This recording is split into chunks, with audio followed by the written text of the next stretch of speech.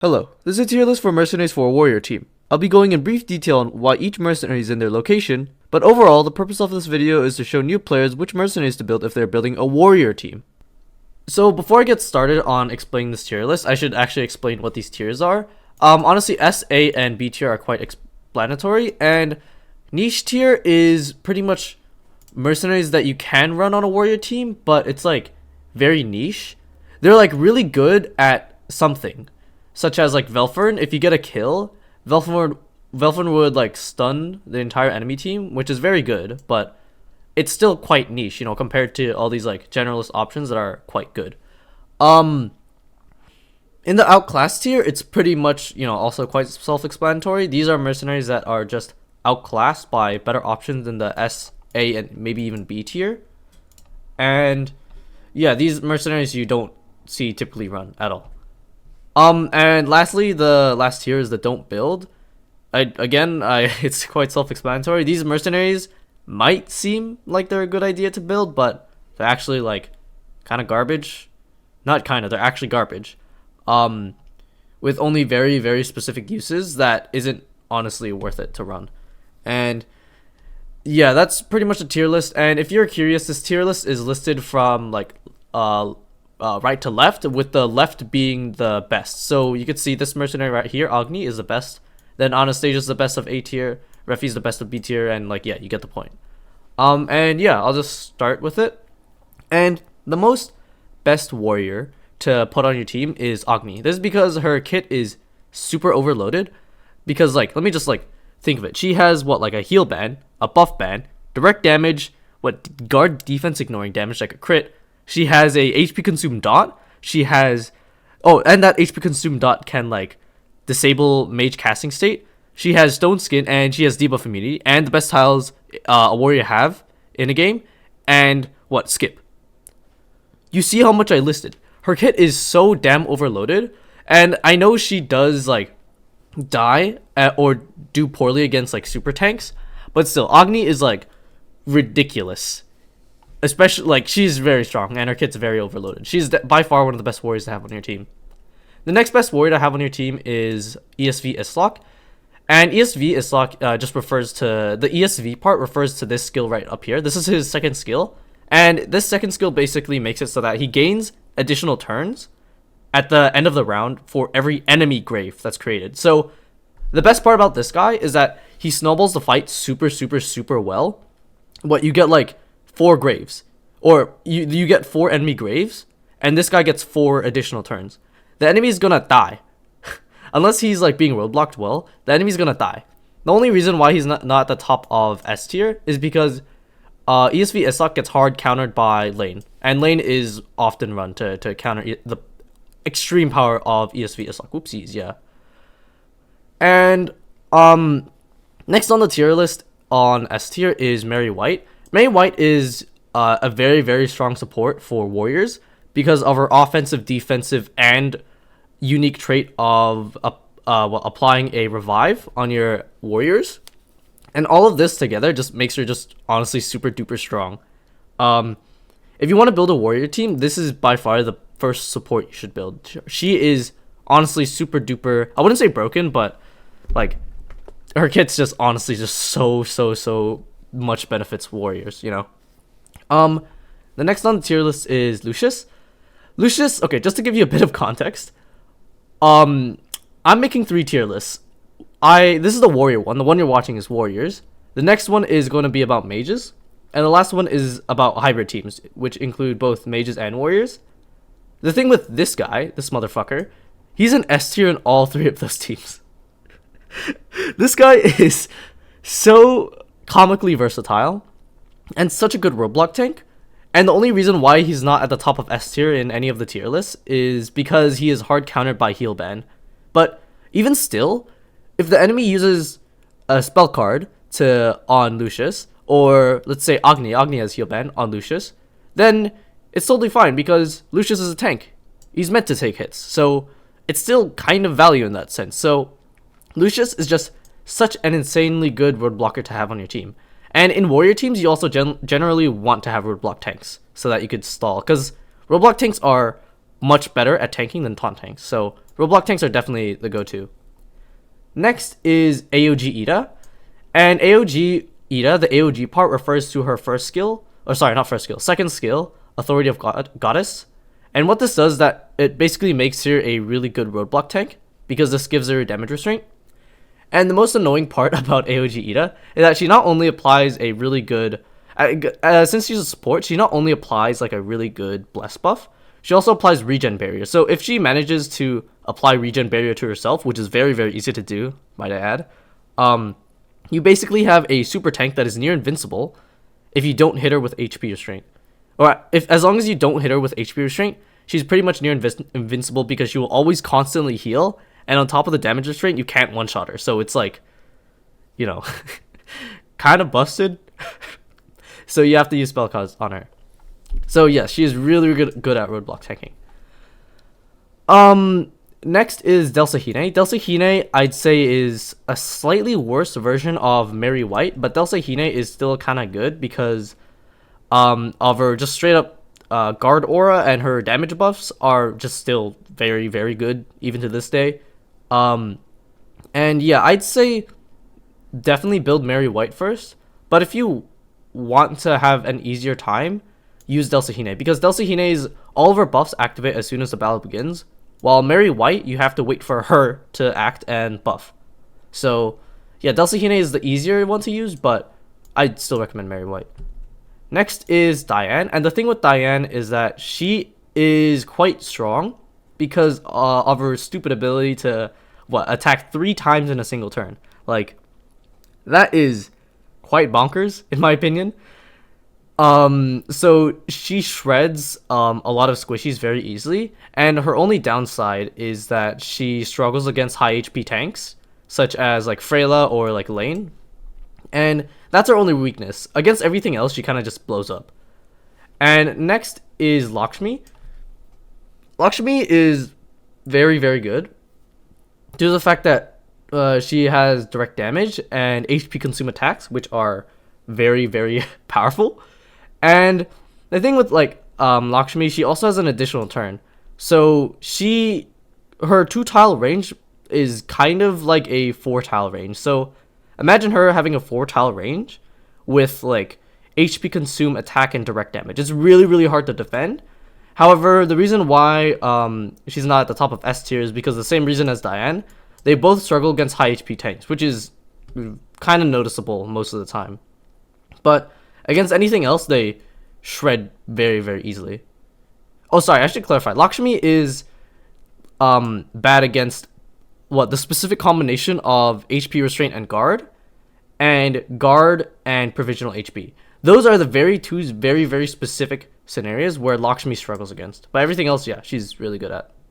So the next is the A tier mercenaries, and the thing about the A tier mercenaries, funny enough, the top of A tier also starts with A, is Anastasia. But the thing with these A tier mercenaries, Anastasia, Edin, and Alec, is that the three of them are very solid in what they do. They each do a lot of damage, and they do it well. Like Edin has his additional turn, Alec just does a crazy amount of damage, Anastasia has a double skip and taunt ignore. But the thing is, like, that's really all they do. And they also get stuck on roadblock tanks, like, super duper easy. Like, they get stuck on Lucius and Eda very, very easily. And back on my point on saying, like, that's all they do. Like, you could see Agni. Agni has, like, a million things she does. Isleok gets additional turns. You have Diane with her additional turns. And Lakshmi with her additional turn as well. And HP consume damage. These just do, like, regular damage. Or by regular, I mean like direct damage or like really high damage, but that's it. Nothing else. Like comparing Isleok to like, let's say Anastasia. Anastasia does damage, while Isleok does damage and snowballs the fight super easily because of his additional turns. So yeah, these 3 mercenaries, very good damage, but that's all that they're going for. That's why they're not in S tier. Mary is very good in A tier because of her ability to cause your warriors to turn pass. And if you didn't know, if your own mercenaries attack, as in like a defender deals damage, or a warrior deals damage, or a mage casts their spell and deals damage, then it's the enemy's turn. Then like, yeah, it passes your turn to the enemy turn. So now they get to act. The thing with Mary is that she ignores. She just straight up ignores this rule if you manage to get her buff off, allowing you to go Ooga Booga with all of your warriors and just have 4 warriors go at once, which is really powerful. But the thing is, this sounds very powerful, but the reason why she's not at the top of S tier is because you get this trait is super easily countered by spell cards such as the Vulcan. If you get Vulcan warriored when Mary pops off, you essentially use 4 warriors. Sorry, not 4 warriors and 1 supporter, like Mary and 4 more warriors, to deal a whopping 0 damage. Like, and at that point, you basically lost the fight because you use more than half your team to do nothing. Like, she's incredibly good, but super heavily countered by a single spell card. And that's why she's not at the top of S tier. She's risky to run. That's what I'm saying. Next is Yuri. Yuri actually is not bad. She has pretty good tiles and HP consume damage, and also like pretty much direct damage. She has direct damage I could crit. It's like guard, defense, barrier. No, that's pretty much direct damage I could crit. And yeah, she just has pretty solid damage. But I guess similar reason to Alec, Edin, and Anastasia. She doesn't have much else, right? She just does her stuff, and that's it. Well, I guess she has her stealth, but I don't know. I don't really see anyone utilizing her for the stealth, but yeah, she just does damage. She does have HP consumed damage, but you know, it's not like Lakshmi's HP consumed damage or like, sorry, I blanked on that name. Agni's HP consumed damage. Yeah, Yuri's still provides a solid HP consumed damage, but other than that, that's like really all she does. And yeah, next is Kumari and Kaede. The thing with Kumari is that the thing with these 2 mercenaries is that they're functionally kind of the same, but Kumari is definitely better because of her damage being quite high. And she also has taunt ignore. And the purpose of these 2 mercenaries is to snipe a mercenary in the backline. But the problem with these 2 mercenaries is that if you get unlucky, they could pretty much snipe no one. And that's the thing, they're meant to snipe people. And if they snipe no one, then cool, you just wasted a turn doing nothing, right? At least Kumari has less of this issue because she does high damage. Kaede has an extra tile and extra range, but her damage struggles very greatly against tanks. So yeah, that's why they're not at the top of S tier. And next is the B tier mercenaries. Refi is quite good, but overall kind of not necessary in a team. Her main benefit is her map-wide buff and her ability to convert or remove debuffs into provisional HP, which is kind of not necessary at this point because Mary White also provides a lot of provisional HP. So it's kind of overkill to have this much provisional HP. And yeah, that's really all she does. So she's still good, don't get me wrong, but that's all she does. It's very unnecessary to run Refi. But if you want to run her, that's completely fine. Lain is this is specifically for a warrior team. Lain is very good on other teams, but specifically for a warrior team, he's kind of okay. Because he doesn't really benefit from the buff from Mary White. He does from Delsahine, but he doesn't really benefit from Mary White, which is really strong for warriors. And for him being a roadblock tank, he is quite unreliable for a warrior team, or unfit for the warrior team, because Lain's main purpose is to be a like kind of mid-tier roadblock tank, but that's countered by the fact that he could revive. But if he dies, that leaves your warriors exposed, right? There's no one to tank for the warriors, so that's his problem for a warrior team, especially since warriors are very squishy. So he's not the best for a warrior team. If you want a roadblock tank, there's Lucius and AoG Eda, and these 2 are honestly more than enough. And yeah, he's just not necessary. He's good, but not necessary. Next is Return of the King Isleok. And Return of the King is his, if I'm not wrong, second skill, if I'm not wrong. It's one of his second skills, and this allows Isleok to basically stun himself for the first round. And when the stun ends, he gains pretty much invincibility, depending on the number of graves on the field. I think that's hopefully I'm not wrong, but yeah, I'm fairly certain that's how it works. And he's good in specific scenarios, but in arena, he used to be the very top of tanking, but the problem is that he's super hyper countered by Lain. And the reason why he's also this low is that would you really, because you could only run one mythic, right? Or one copy of the same mythic, so you can't run like 100 Isloks, for example, right? The thing with running RoTK Isleok is that you're not running ESV Isleok. This guy gains additional turns and snowballs the fight really easily. This guy could tank, but you know who else could tank? This guy, and also this woman. So it's kind of, not necessary at all to run Return of the King, especially since he is super hard countered by Lain. It's just not worth it. But if you want to run him, it's still like viable. Next is Valze. Valze actually has like a not bad kit. It's just unfortunately everyone else in the S tier, A tier just kind of does their job better. Like she has excellent tiles, and when graves are created, he does hit quite hard. But you know who else hits quite hard? Anastasia, Edin, Alec. And you know who else hits even harder and benefits more from graves? Isleok.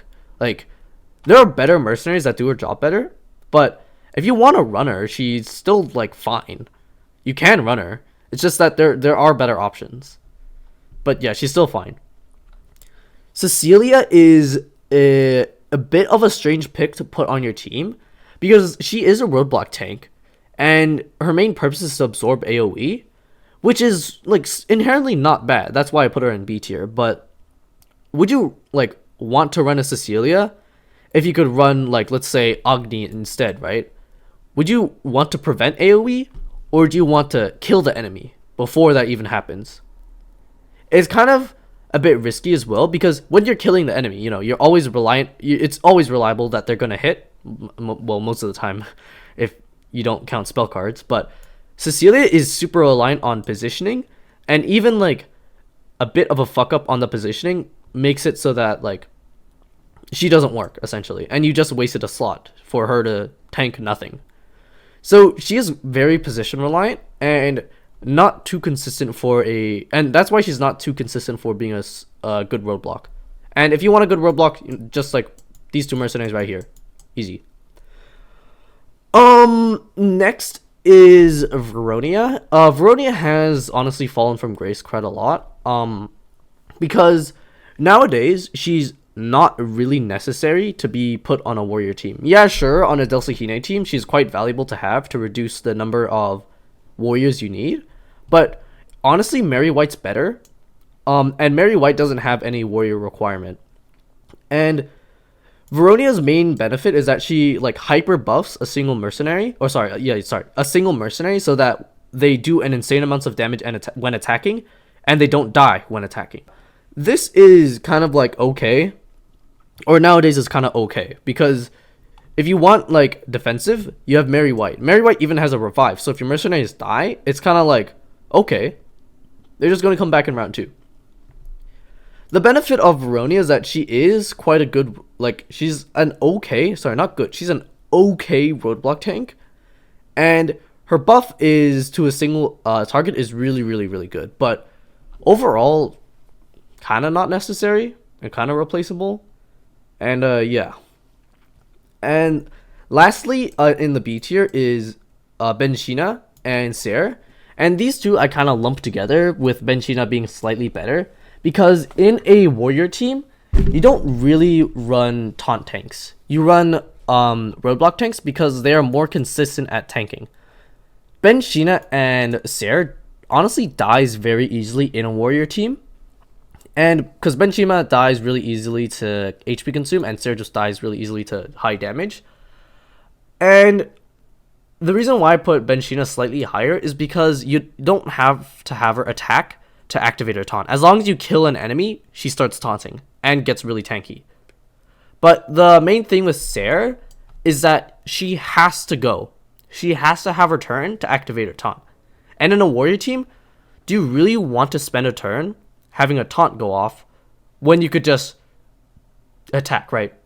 I'd rather have my Lakshmi wipe out like half of their team, or at least a few mercenaries, rather than have Sier like drag away like one enemy taunt, like, or one enemy like with her taunt. It's like kind of a bit risky, especially since these two mercenaries die really, really easily against most of the mercenaries nowadays.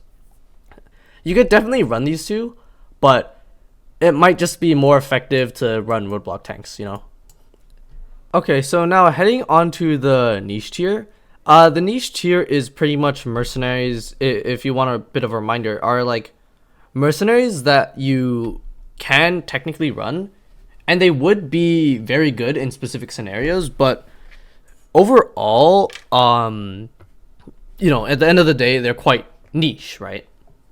So I'll just start off, like, for example, Velfern. Velfern is kind of, you can actually run him on a warrior team, right? His damage, he doesn't really need to be buffed for him to be for him to deal damage. This guy does quite a lot of damage already. The reason why you can run him is for his horror stigma. And his horror stigma is like, if you kill something or if you create an enemy grave, all the enemies will be stunned. Which is good, right? Against an enemy team, which is good when you stun them. But the problem is, if the enemy is debuff immune, right, then this is completely wasted. So that's Velfern's niche in like stunning enemy teams and having like a backup mage, I'd say, in just like exploding the enemy, which is good. I should have also put Frella on here. I don't know why Frella's not on this list. I think I'll add her later, but Frella is very good for like tanking. But for Frella, for tanking, there's also like roadblock tanks. I don't know why I didn't put Frella here. Frella should be here, but yeah. Next is Caim. The thing with Caim is that he is very, very good specifically against enemies that have HP regeneration, because Caim's main purpose is to turn HP gain into HP loss, and that is essentially true damage. You can't ignore HP loss at all. There's no way to mitigate it, and that's his niche. Against everything else, he's pretty much just like a worse Isleok, and that's why he's in the niche here. He's just very specifically good against HP regeneration. Albion, I understand if you run Albion, because his niche is to apply taunt on mercenaries that don't get taunt. So like applying taunt to like a Cecilia, for example, or a Lucius, or a AoG Eda, because these three mercenaries are roadblock tanks but don't have taunt. They do not have a taunt built into their skill kit. And especially if you put a taunt on a Cecilia, now you have a taunting mercenary that absorbs AoE, which is pretty strong, I do have to say. But like, you're already taking up support slot that you could run for like other supports, such as like Mary, AoG Eda, and running like 1, 2, 3 supports is already like that's quite a lot of supports already. What, you have like one more slot for roadblock tank, and that's what, like 5 more warriors, which I expect is like fine.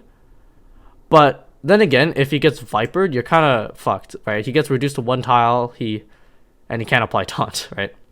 So that's his niche, applying taunt to mercenaries that don't have it. Helena is weird. I do have to just say straight up, Helena is weird.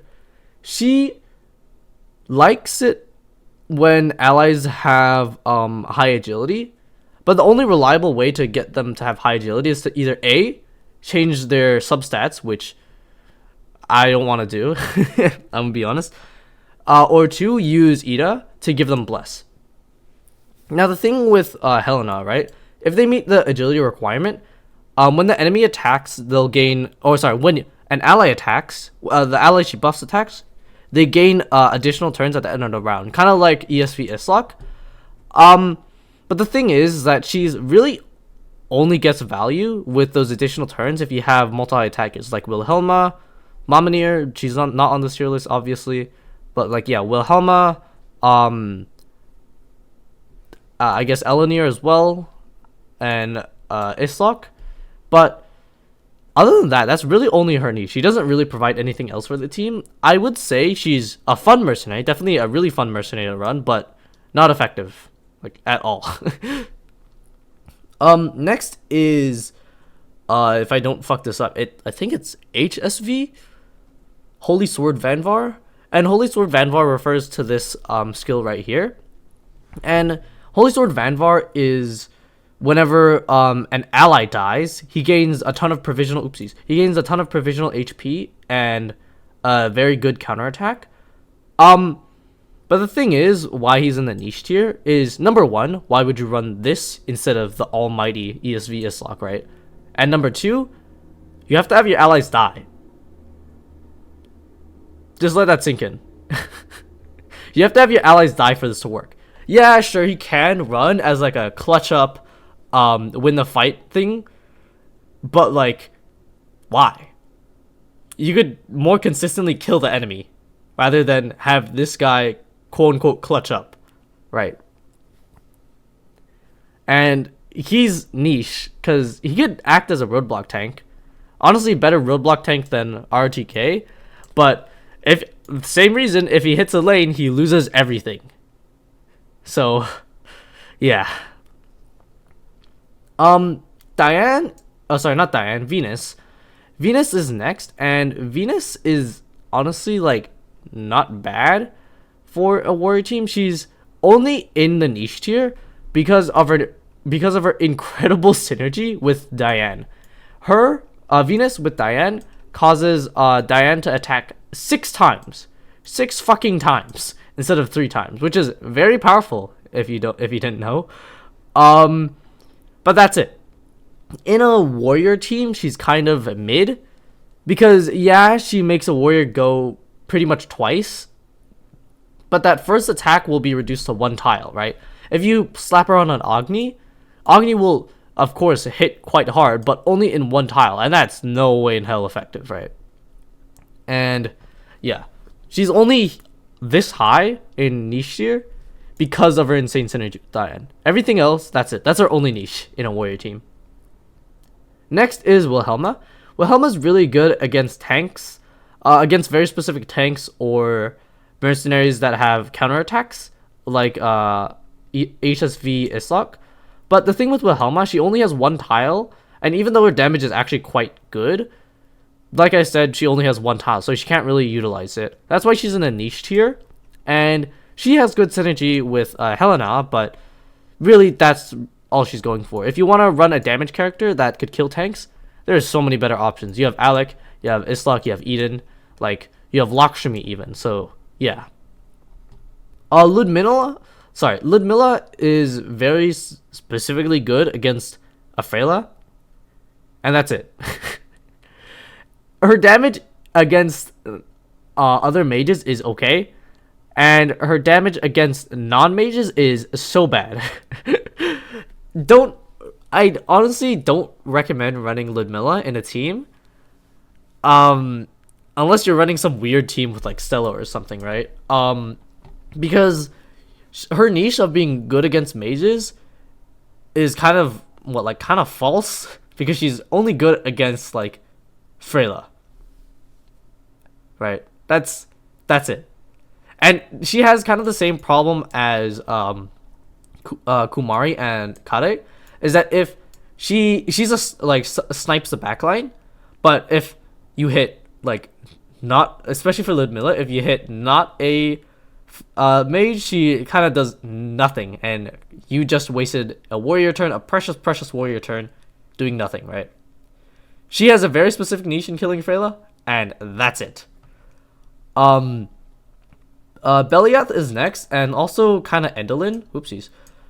These two mainly have the benefit of giving a immortality buff to all allies on the field. And if you don't know what immortality does, it basically makes it so that your allies survive damage to death 1 time. And that's good and all, but Mary White has a revive. You could have an ally die, and Mary White would still revive them. You can have an ally survive damage to death and still die, because the enemy has so many additional damage. Like, if the enemy does like 5 additional damages to one mercenary, yeah, sure, he's gonna survive the first attack. But what about the second, the third, the fourth, the fifth? They're going to die. So that's why Beliath and Eindolin's immortality buff are very inconsistent, while Mary White's revive is pretty much consistent almost all the time. I rank Beliath slightly higher than Eindolin because Beliath has at least could create skeletons that are essentially bombs that that are really good at killing warriors. But yeah, that's it. She just creates skeletons or skeleton bombs, and that's it. Eindolin has a very specific niche. While Eindolin has a very specific niche of having good synergy with HSV Isleok, because she produces ally graves without actually killing allies, you know. And yeah, both of these are in a similar position. It's just because their immortality buffs are very inconsistent. And Beliath is just slightly better because she could create skeletons that are essentially additional meat shields. And yeah. Next is Angelica. And very unfortunately, she's actually one of my favorite mercenaries. She has fallen quite strongly from grace because Angelica's very cool, very, very cool. This is like one of the coolest things they've added, was to reduce an enemy's buff duration to 1 turn. Now that was really cool and all, and she was actually really good and had a really strong niche against RoTK Isleok because she was able to remove the invincibility on Isleok. But she is unfortunately that niche is unfortunately overshadowed by Lain because Lain quite literally stole the buff duration reduction or buff count reduced to 1 turn. Lain literally stole that from Angelica, which is really unfortunate. And Lain does a better job at it because he is wanting to get hit while she has to hit. Oopsies, I keep fucking up my tier list. And yeah, other than that, her damage is kind of mediocre. Like compared to all the S tier and A tier, her damage is quite mediocre, and her ability to tank is also pretty bad nowadays. Her debuff immune is the best part of her kit, and yeah, that's about it. Her duration cut and her debuff immunity are the best part, but her duration cut is already stolen by Lain. So yeah, her niche is duration cut, but Lain does do it better. Next is Asmode. Asmode is good, right? He is good on other teams. He isn't too good on a warrior team because you have other powerhouses, right? I know you could get free damage with Asmode, but he's super hard countered by immortality buffs. So the thing with Asmode, I understand the free damage, but he doesn't really make too much of an impact. And I'd rather run another warrior rather than Asmode, right? I'd rather run, like, let's say an Alec to kill a tank rather than Asmode, because I know for sure Alec won't struggle against immortality while Asmode will. And that's his niche. He essentially gives you free damage, but sometimes it's quite unreliable. Next is Seto. Seto also had such a huge fall from grace. Like, on release, I remember him being, like, actually top of S tier because he was super duper broken.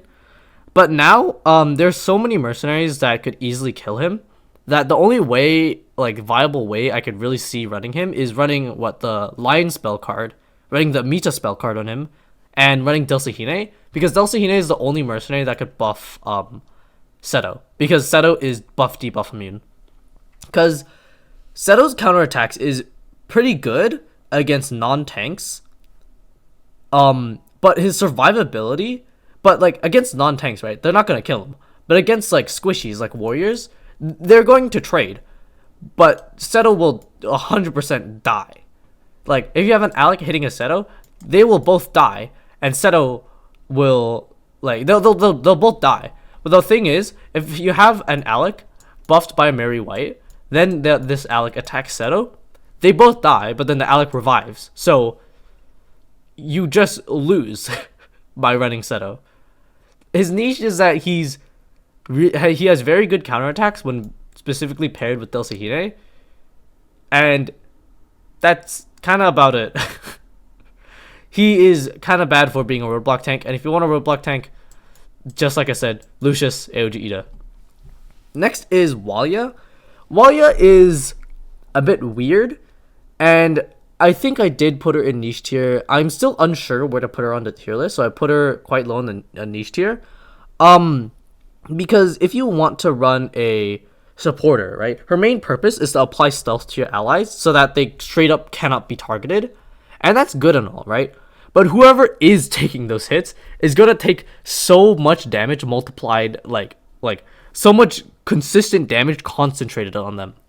And I can understand why that's fine, right? If they are a roadblock tank, right? If you have Lucius and AoG Eda and you have all their damage concentrated on them, well then yeah, good. You have your warriors not get targeted at all. Then they're completely safe, right? The tanks did their job. But the thing with Walia, right? You're running the mercenaries that you're gonna run then would be Walia, Mary White, AoG Eda, Lucius. Then you still have 5 other warriors, which I think is still fine.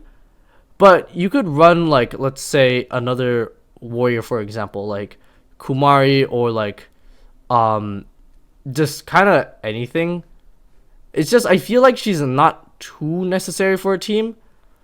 If you have smart spell card usage and good openers, you shouldn't really need Walia, right? If the enemy is dying to your warriors, then what's really the point in running Walia? Yeah, sure, you could protect your enemies, but yeah. I'd say Walia, I should honestly put her higher on the tier list. Like, actually, I am going to move her higher on the tier list. She is probably, like, right here. She's not that bad, right? She's actually, I should move her all the way up here. But the thing with Walia is just, like, she's niche, but she's actually pretty good. Like, that's the dilemma I'm at right now. And I'll just leave it at that. I'm just honestly unsure where to put Walia. Next is Zenith.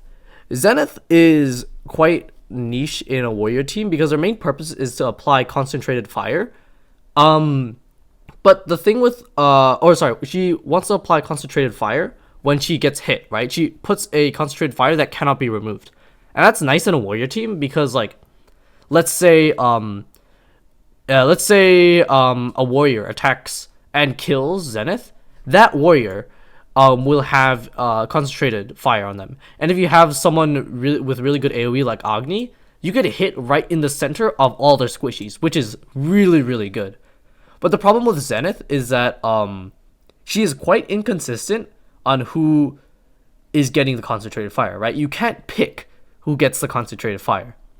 And the problem as well is that Lain hard counters Zenith, not because Lain kills Zenith easily, it's because Lain could pop Zenith's taunt and concentrated fire because of his turn pass and his ability to be a tank, right? He is a tank and he has turn pass, like a natural built-in turn pass. So Lain pops Zenith's taunt and absorbs the concentrated fire, and now Zenith is no longer taunting, and therefore all the warriors also just wail on the team because Zenith is no longer taunting, right? And she is pretty much a taunt tank, but then again, like I said about Benshina and Sier, you want to run roadblock tanks because they're more consistent at roadblocking. Like, Zenith dies to quite literally anything. Like, dies to Alec super easily, dies to you easily, dies to you easily, dies to you easily. Like quite literally, she dies to almost everything easily. And yeah, her niche is that she is able to apply concentrated fire, but that concentrated fire is very inconsistent on where it lands. Scrime. You guys better sing your prayers because this guy is the most inconsistent warrior in the not warrior, inconsistent mercenary in the entire game. The problem with Scrime, right, is that he is meant to die so that he resurrects himself and becomes a super powerful roadblock tank and counterattacker. That was the idea. But his problem is, number one, when he resurrects, if he's stunned, shocked, or charmed at all, or sorry, not charmed, if he's stunned at all or shocked at all, he's screwed. He can't counterattack because he's stunned. Next, is his demon form. It's just HP restraint. So if you have HP consume attacks like Lakshmi or Yuri attack him, he's dead instantly. And lastly, his counterattacks aren't even that good. Like, if you have a Mary White buffing your allies, that's honestly kind of enough so that the Scribe doesn't kill. And even if the Scribe kills, the Mary White's just gonna revive, right? So this guy is very inconsistent at tanking, because if he gets hit by HP consume, he's dead as fuck. And his damage is not good. I guess I could see you run him for like a roadblock tank, kind of like AoG Eda, because AoG Eda also dies to HP consume. But the thing with like Scribe, he lasts such a short amount of time. He lasts 8 turns when he's in his demon form. AoG Eda lasts 40 fucking turns, literally 5 times longer. I could see you running Scribe for that very brief tank, but just run AoG Eda. Next, I'll just go next. Next is Dalvi. Dalvi is very low damage. Like, for a warrior with skip, her tiles are kind of mid, or not even mid. Her kind of mediocre to bad, right? And her damage doesn't make up for it. She is kind of also meant to tank, but that tanking is very, very outdated and bad. And her main gimmick, and the only reason why she's in the niche tier and not the outclassed tier, is because her very specific niche is charming someone in the skip tile range, because she could charm someone with her stigma in the skip tile range, and that will cause them to attack their own allies, right? This works effectively against Lakshmi and I don't know, Diane, I think, Alec, Anastasia has debuff immunity. Yeah, there's a very few mercenaries this will work on, and honestly, nobody puts their warrior or a warrior that is vulnerable to charm in the skip position because of Dalvi. Dalvi works like 1% of the time. In that 1% of the time, it's like funny, right? But other than that, she's dog shit in damage and AoE. She's only good for cheese, like the charm cheese. That's her niche. She is good for cheesing fights with charm. Next is Helga, and I do see like a few people run Helga on a warrior team, right? She's like not bad because she provides buff prohibition to the enemies, which prevents them from getting Mary White's revive or Mary's additional turns. She's quite good in that regard, and also she removes charms such as Dalvi's charm or Claudia's charm. But other than that, yeah, that's really all she does. And the only way to get these buffs is for her to die, which is concerning because you are now 8 mercenaries left on a squishy team. You have 8 mercenaries left on a squishy team. And getting her to die as well is quite inconsistent. You can't use Michaela because she's buff debuff immune. Actually, I don't know if the HP consume pierces through that. I'm not sure. But she is quite inconsistent if you want her to die to an enemy. And the only way to consistently proc her death if you want it if you want it fast is using El Clear, which is an event mercenary, which you don't really need, but like that's the way to proc her, I guess.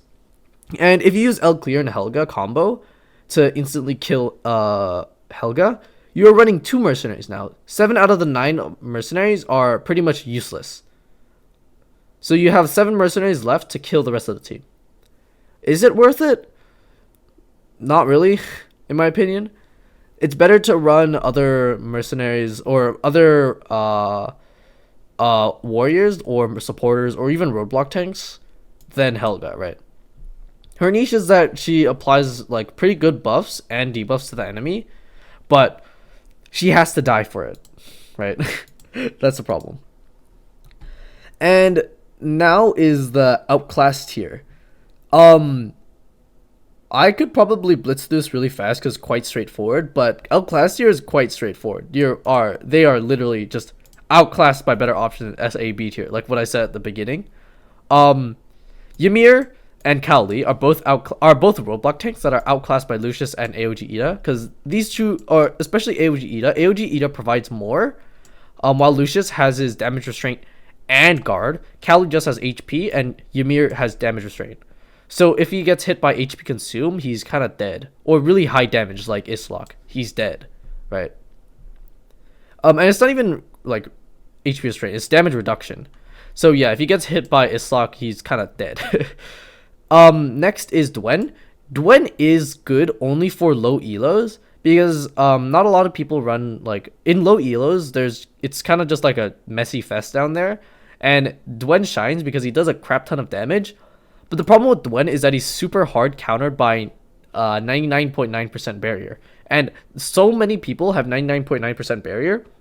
And not even that, he's not only countered by 99.9% barrier, which Refi and Lain has, he's also hard countered by HP restraint and guard, such as he's countered by HP restraint and Lucius. Lucius has HP restraint and guard. AoG Eda has HP restraint. He is countered, he does a lot of damage, but he's countered so easily. Next is Rogan. Rogan is just a worse Isleok. I know his niche is for tank killing, but Isleok can also tank kill very reliably, and he gains additional turns, and he does better damage, right? Kyria is just doesn't perform well. Her main purpose is to ignore taunt and hit deep into the enemy line using her skip, but she is outclassed by Anastasia. Anastasia literally does the same thing, but better because she has double skip. She has one skip, and her damage is honestly quite mediocre. Next is Larkus. Larkus is another mercenary that's only good in low elo, because in high elo, his damage is lacking, and his ability to tank is also lacking. Those two traits are, he is meant to be decent, quite strongly decent in tank and damage, but in high elo, those don't exist, because all of these mercenaries one-shot him. They disregard his damage because it's quite low, and they disregard his tanking because his tanking is only a guard. Kaina is also outclassed by just anything, any of the warriors. Her damage is super duper bad nowadays because a lot of the tanks run HP restraint and sometimes provisional HP. Both things Kaina struggles a lot with, and her damage is very low, so she can't even be ran as a tank killer. So she has just a lot of things in this meta right now that counters her, and she doesn't do much to make up for it. Gunther just does fixed damage, and in a meta where fixed damage is not enough, well, I pretty much just said it. Gunther just doesn't do enough, and his tiles as well doesn't really do him too well. Gunther just doesn't do enough on the team. Next is Sura, and okay, Sura is fine, but on a warrior team, right? Sura is meant to be a damager for direct damage, but Sura gets really stuck on HP restraint enemies such as AoG Eda or Lucian. You can run a Sura, but honestly, running other warriors is probably the better idea. Sura does direct damage, but Alec also does direct damage. Edin does very high damage. Anastasia skips. This guy he kills you, and Agni is just insane. And also, you have Diane's turn skip. You have Lakshmi's additional turn and very powerful damage. And yeah, he's just outclassed by the more powerful warriors in S tier and A tier. He's not bad though. Slain, one word. He fucking sucks. He's not awful, right? He could still do damage, but he's literally the way worse version of Isleok. His main gimmick is to gain additional turns when your allies die, which isn't good because, as I said for HSV, why would you want your allies to die? I guess he could clutch up, but his damage and AoE tiles is kind of lacking, and when he has those additional turns, he could kind of die very easily because all he gets is 99.9% barrier when attacking. Isleok gains provisional HP and 100% defense. This guy 90% of the time doesn't die when attacking or when having his additional turns. This guy kind of has a high risk of dying, and ESV Isleok procs on enemy graves, which you're going to crate anyways, right? You're killing the enemy. You're making graves. His additional turns is so easy to proc. His is not good to proc because you don't want your allies to die, and even when he does attack, it's kind of mediocre. Next is Kang. Kang is a roadblock tank, kind of like Lucius, but just does his job worse. I guess he could do damage because he has high base attack with if you put a pen rune on him, but like, why? He's not good at roadblock tanking because his situational roadblock tanking is ignored by so many mercenaries. HP restraint is ignored by Lakshmi, and his HP restraint is also ignored by Isleok because Islok's damage comes before normal attack. So Kang doesn't work at all. Next is Sigmund. Sigmund is just a really Sigmund is meant to be a damage tank hybrid, but that's it. He is kind of outdated, and his ability to tank and his ability to damage are just bad. And he's not even good in low elo because Lucius fulfills that role. Next is Elenir. Elenir is really only good in a Helena team because of her ability to attack 3 times, if I'm not wrong. Yeah, 3 times, granting her 3 additional turns on a Helena team. But god damn, Elenir just doesn't deal damage from my experience. She doesn't do enough damage at all. And if you want to run her in anything else other than a Helena team, don't. She is so outclassed by other warriors. Next is Victor. Victor's ability used to be that, like, Victor used to be really good due to the fact every time he attacks, he doesn't die. But the problem with that is that that's no longer an issue these days because guess what? Mary White has a revive. And Victor's damage and AoE tiles are kind of lacking nowadays. Because you have Agni and Isleok and Diane and Lakshmi doing insane amounts of damage. Or except Diane. But Victor just does mediocre damage and his tiles are really bad. It's worse than Gunther's. And yeah. Taylor, unfortunately, I wish she was better. She's been reworked, I think, 3 times. And still falls really, really poorly. Because her tiles is just really bad. And X tiles is not good. At all. And if you manage to hit the lottery and hit 3 enemy mercenaries at the same time, activating her like frozen domain, or I forgot what the name was, to freeze all enemies, it kind of has the same problem as Velfern, right? If the enemy's debuff immune, then her freeze doesn't work. There's no point, right? At least with Velfern, he could back it up with damage, and his Horus Stigma procs very easily. You have to like this like procs almost never. her frost is harder to her whole enemy freeze is harder to proc, and is like doesn't do shit if they're debuff immune, and her damage is kind of lacking. And yeah, that's it.